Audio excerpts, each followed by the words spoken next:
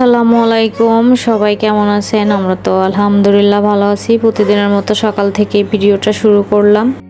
তো সকালে আমি এখানে ঘুম থেকে উঠেই যে রান্নাঘরে চলে এসেছি। এখানে আমি চাল আর ডাউল দিয়ে ধুয়ে পরিষ্কার করে নিয়েছি। তো তারপরে আমি খিচুড়ি রান্না করব দেখে আগে থেকেই রাত্রেবেলা আমি পেঁয়াজ মরিচ রসুন এগুলো করে রেখেছিলাম, কেটে রেখেছিলাম। তো এই তো আমি এখানে তেলের ভিতরে আগে পেঁয়াজ মরিচ এগুলো একটু ভেজে চাউলটা দিয়ে দিলাম।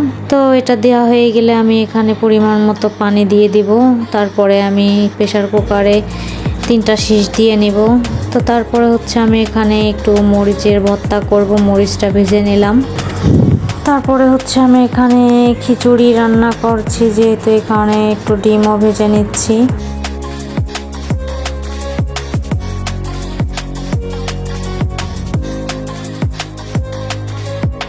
তো আমি এখানে হচ্ছে পেঁয়াজটা একটু বেশি দিয়েছি, মরিচের ভাগটা কমই দিয়েছি। তো আমার ডিম ভাজি হয়ে গিয়েছে। তারপরে আমি এখানে চাও বসিয়ে দিয়েছি।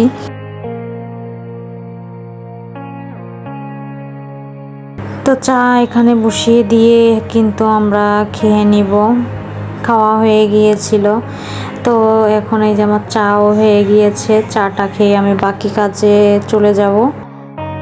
তো এখানে হচ্ছে আমার কিছু কাজু বাদাম ছিল, এগুলা একটু নরম হয়ে গিয়েছে, তো রোদ্দুরে দিব। তারপরে হচ্ছে যে আজকে রুমের আর একটু কাজ করব, কাজ তো শেষই হচ্ছে না। তো দীর্ঘদিন বাসায় না থাকলে আসলেও অনেক সমস্যা হয়ে যায়, যে ঘর বাড়ি একদম নোংরা হয়ে যাচ্ছে, এগুলো মানে এসে পরিষ্কার করতেই এগুলো শেষই হচ্ছে না।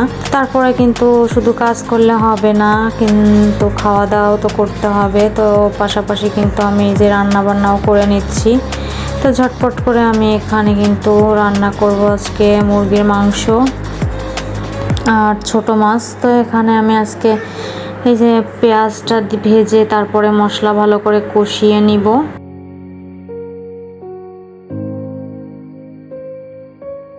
তো মশলাটা আমার ভাজা হয়ে গিয়েছে। তো এখানে যে মুরগির মাংসটা দিয়ে দিলাম।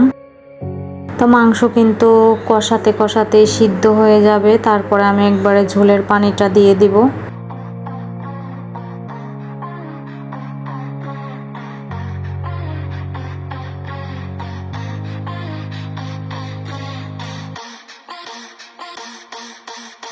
তারপরে হচ্ছে এই যে কাজ কমপ্লিট, একটু পরিষ্কার করে নিলাম, এই যে রুম টুম গুছিয়ে নিলাম। এখন কিন্তু খুবই ভালো লাগতেছে, রুম গোছানো থাকলে কিন্তু খুবই ভালো লাগে। আর এই যে আমি এগুলা ভাঙাবো, এই কারণে একটু রোদ্দুরে দিয়েছি মরিচ আর হচ্ছে হলুদ।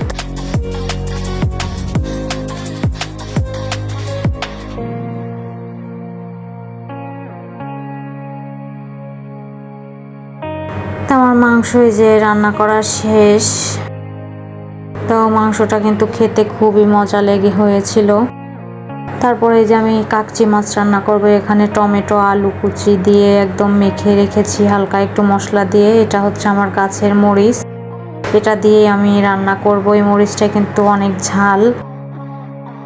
তো আমি এখানে 4টা মরিচ দিয়েই রান্না করব। এই যে এটা আমি যে দিয়ে দিয়েছি, ছোট মাছের তরকারিটা দিয়ে দিয়েছি এখন। তারপরে যে কিছু মরিচ ফালি করে দিয়ে দিয়েছি। যেহেতু কাকচি মাছ রান্না করব, এই কারণে এই তরকারিটা একটু চাল দিয়ে নিলাম। তারপরে মাছটা দিয়ে দিব, না হলে কিন্তু মাছটা একদমই গলে যাবে।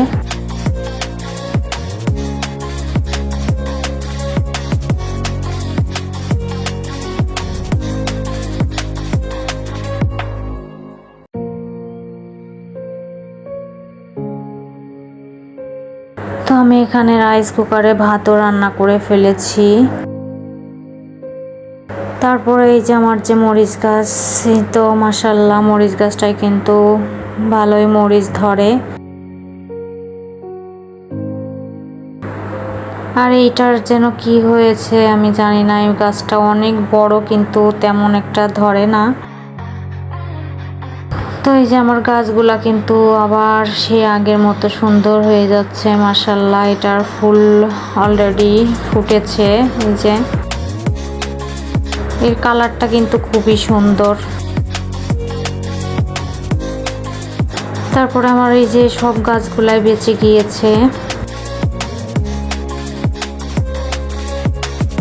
লেবু গাছে আবারও আমার ফুল ফুটেছে। আর এই যে আপনার এটা হচ্ছে কাঠগোলাপ, এটা শুধু লম্বায় হচ্ছে।